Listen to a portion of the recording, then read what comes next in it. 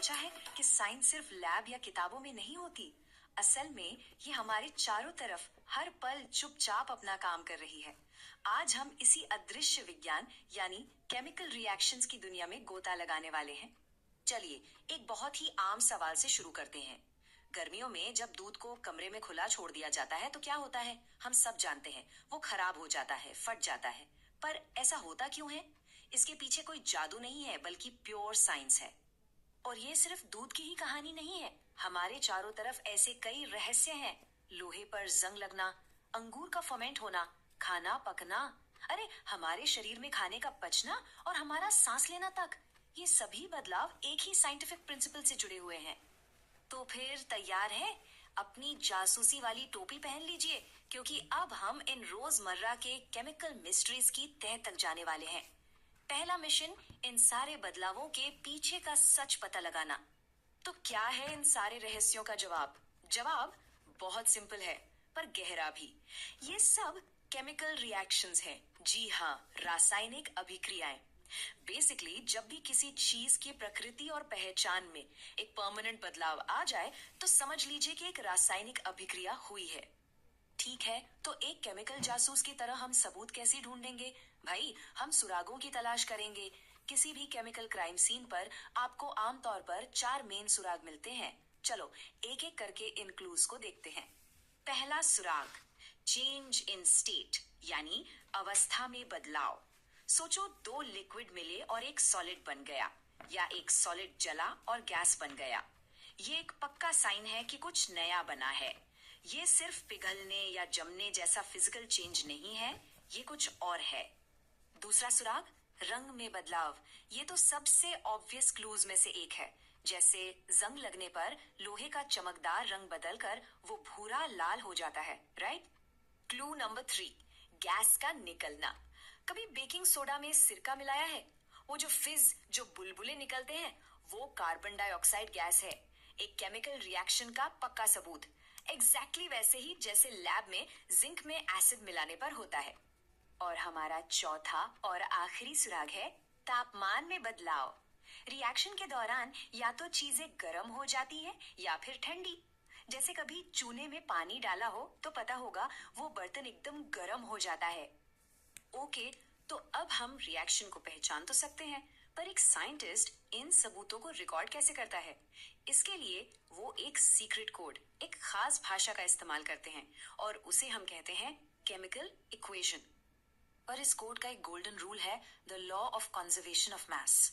ये सुनने में भारी लगता है, पर मतलब सीधा सा है। आप किसी रिएक्शन में एटम्स को बना या मिटा नहीं सकते, बस उनकी अदला बदली कर सकते हैं, उन्हें रीअरेंज कर सकते हैं। मतलब जितने एटम्स रिएक्शन शुरू होने से पहले थे, उतने ही रिएक्शन खत्म होने के बाद भी होने चाहिए, बस शायद किसी और शक्ल में। तो हम ये इंश्योर कैसे करें कि हमारी इक्वेशन इस रूल को फॉलो कर रही है? हम उसे बैलेंस करते हैं, यानी संतुलित करते हैं। एक कॉमन तरीका है हिट एंड ट्रायल मेथड। नाम से ही जाहिर है, हम ट्राई कर करके देखते हैं जब तक दोनों तरफ एटम्स की संख्या बराबर न हो जाए। चलो देखते हैं ये होता कैसे है। यहाँ देखो, ये इक्वेशन है लोहे और भाप की। लेफ्ट साइड में देखो, समीकरण अनबैलेंस्ड है। एक तरफ एक आयरन एटम, दूसरी तरफ 3। एक तरफ एक ऑक्सीजन, दूसरी तरफ 4। ये तो नियम के खिलाफ है। तो हम नंबर्स लगाकर इसे ठीक करते हैं। आयरन के आगे 3 लगाया, पानी के मॉलिक्यूल के आगे 4 और हाइड्रोजन के आगे भी 4। और अब देखो राइट साइड, परफेक्ट। अब दोनों तरफ 3 आयरन, 8 हाइड्रोजन और 4 ऑक्सीजन एटम्स हैं। इक्वेशन बैलेंस्ड हो गई। ग्रेट, तो अब हम सबूत रिकॉर्ड करना भी सीख गए। अगला स्टेप, अपने मामलों को फाइल करना, मतलब क्लासिफाई करना। जैसे एक डिटेक्टिव अपनी केस फाइल्स को ऑर्गेनाइज करता है, वैसे ही केमिस्ट्स रिएक्शंस को उनके टाइप के हिसाब से बांटते हैं। चलो 2 टाइप से शुरू करते हैं जो एक दूसरे के एकदम ऑपोजिट हैं। पहला है कॉम्बिनेशन रिएक्शन, मतलब संयोजन। इसमें 2 या ज्यादा चीजें मिलकर एक हो जाती हैं, सिंपल। और दूसरा है डीकॉम्पोजिशन, मतलब वियोजन। इसमें एक चीज टूटकर कई छोटी चीजों में बिखर जाती है, एक में जुड़ना, दूसरे में टूटना। और भी कुछ इंटरेस्टिंग टाइप्स हैं, जैसे डिस्प्लेसमेंट, जहां एक ज्यादा ताकतवर एलिमेंट एक कमजोर एलिमेंट को उसकी जगह से हटा देता है। समझ लीजिए बुलिंग जैसा। फिर है डबल डिस्प्लेसमेंट, जहां दो कंपाउंड्स अपने पार्टनर्स मतलब आयंस एक्सचेंज कर लेते हैं। और फिर आती है रीडॉक्स रिएक्शंस। ये बहुत इंपॉर्टेंट है।